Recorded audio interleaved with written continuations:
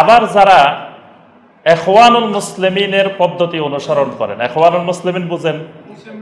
হ্যাঁ, মুসলিম ব্রাদারহুড, মিশরের যে মুসলিম ব্রাদারহুডের একটা মেথড আছে দিন বুঝার, কোরআন বুঝার, এবং তারা যে একামতে দ্বীনের কথা বলেন ওই দ্বীন কায়েমের পদ্ধতিটার মেথডটা হলো তাদের ইখওয়ানুল মুসলিমিনের মেথড।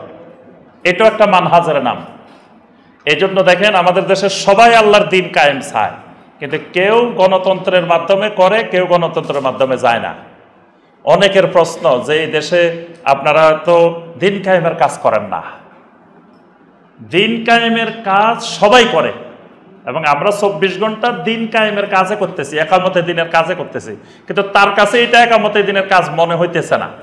কেন মনে হইতেছে না? সে একামতে দ্বীন বুঝছে ভিন্ন পদ্ধতিতে, আমি বুঝছি ভিন্ন পদ্ধতিতে।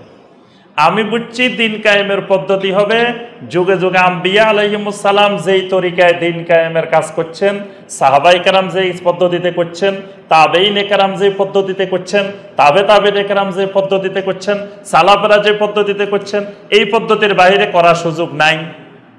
আর উনি বুঝছে তোমার ওইসব পদ্ধতি এই যুগে অচল, এই যুগে মিছিল করতে হবে, মিটিং করতে হবে, নির্বাচন করতে হবে, তারপর হরতাল করতে হবে, তারপরে রাস্তাঘাট অবরোধ করতে হবে, এই যুগে এই মেথডে দিন কায়েম করতে হবে।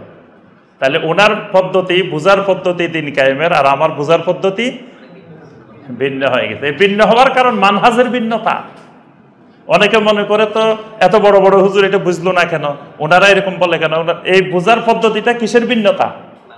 মানহাজের ভিন্নতা। কারণ আমার দিন বুঝার, কোরআন হাদিস বুঝার মেথড, মানহাজ ভিন্ন, তারটা বুঝার ভিন্ন।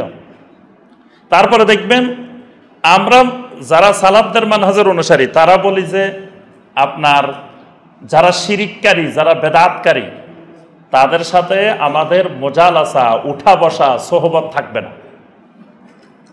কিন্তু যারা দেখবেন ওই ইখওয়ানুল মুসলিমিনের মানহাজে বিশ্বাসী, তারা বলে যে উনি শিরিক করুক, বেদাত করুক, যাই করুক, ঐক্য চাই আমরা, যে আমরা সবাই মিলে রাষ্ট্রে ক্ষমতায় চলে যাম। উনি শিরিক করলে আমার অসুবিধা কি? আমি ক্ষমতায় যাই, পরে শিরিক বন্ধ করে ফেলবো, ক্ষমতায় গিয়ে বেদাত বন্ধ করে ফেলবো। এখন শিরিককারী বেদাতকারীর সাপোর্ট নিয়ে ক্ষমতায় যায়, যখন শিরিক বেদাত বন্ধ করবেন তখন আপনার এই শিরিককারী বেদাতকারী কি আপনাকে সাপোর্ট দিবে? তারাই আপনাকে ক্ষমতা থেকে নামাই ফেলবে। তারা তো আপনাকে ক্ষমতায় বসাইছে, কিন্তু তাদের যেটা করতেছে তারা তো সেটাকে শিরিক মনে করতেছে না।